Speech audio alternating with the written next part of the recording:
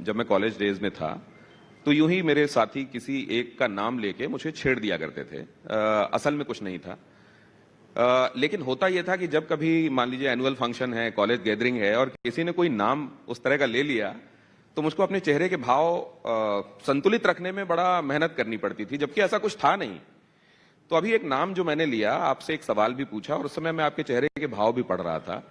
मैं ये भी जानता हूं कि ऐसा कुछ नहीं है और लेकिन बाबा बागेश्वर का जब नाम आता है तो आप एकदम सहज महसूस करती हैं या थोड़ा आप भी मेरे जैसा हो जाती हैं?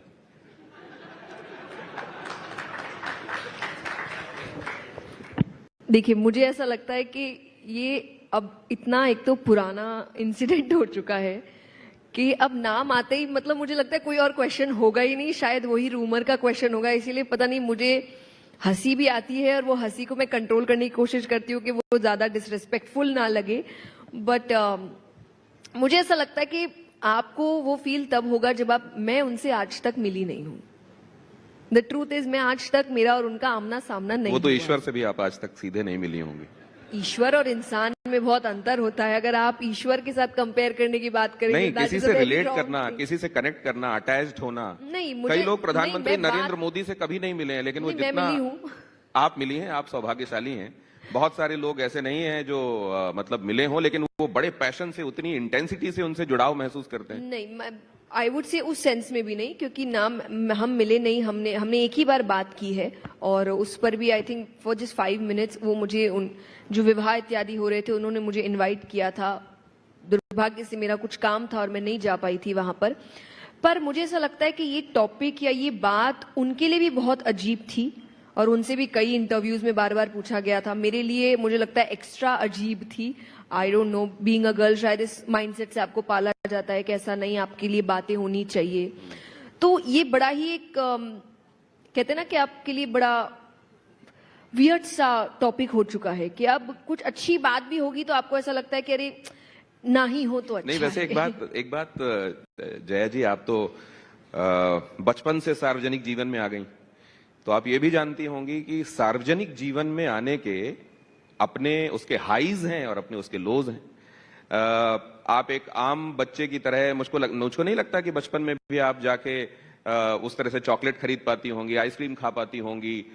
मैं अभी भी खाती हूँ, मुझे कोई दिक्कत नहीं है। मैं अभी भी अगर कोलकाता में हूँ तो आई प्रेफर कि मैं रोड पे ठेले के पास जाके पुचका खाऊं और अगर कोई फोटो ले भी रहा है तो मैं कह देती हूँ 5 मिनट रुको, मैं खा लूं, उसके बाद मैं आपके साथ पिक्चर ले लूंगी। पर मुझे अब खाने, तो मुझे ऐसा लगता है कुछ चीजें मुझे नहीं इग्नोर करनी, या नहीं ऐसा है कि मैं जी नहीं पाई। मेरी पसंदीदा चीजें हैं, मैं उसे जीती हूँ। जो नहीं कर सकती, बहुत ज्यादा आपको भीड़ लगे और मुझे इतनी जरूरी भी नहीं लग रही, मैं नहीं करती। पर जैसे आपने उस टॉपिक से रिलेट करते हुए कहा, see I am okay with the highs and lows, but I am not okay जो चीज में एकदम ही सच्चाई नहीं है। एक होता है कि आप किसी से मिले, आप किसी फ्रेम में आए और किसी और को ऐसा लगे अच्छा हाँ ऐसा कुछ है, आपको देखा ही नहीं गया आज तक कभी साथ में। ऐसा तो नहीं है कि लोग अपने मन में कोई एक जोड़ी बना लेते हैं, अपने परसेप्शन में एक जोड़ी उनको अच्छी लगती है और वो इतना बड़ा कर दिया। मुझे तकलीफ उस बात से है।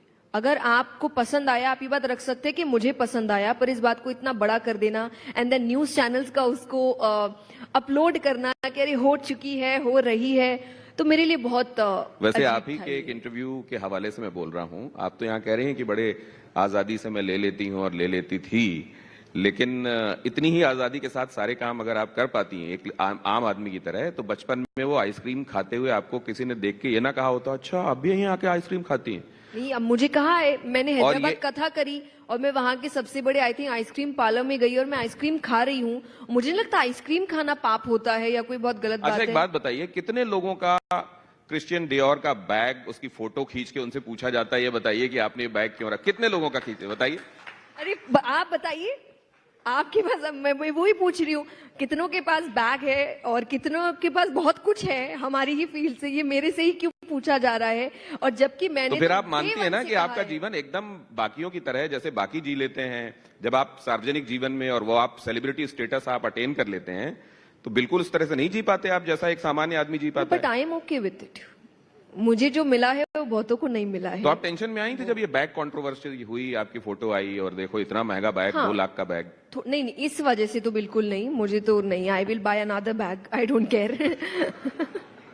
उस चीज का तो मुझे कोई टेंशन नहीं है। देखिए क्यों, क्योंकि मैंने हमेशा कहा आई एम वेरी ऑनेस्ट। मैं 15 साल पहले भी अगर आज 20 साल मुझे काम करते हुए 23 साल हो चुके हैं, एंड आई थिंक 10-15 साल पहले मैंने अपना शायद पहला इंटरव्यू दिया होगा और मैंने उस इंटरव्यू में भी ओपनली कहा है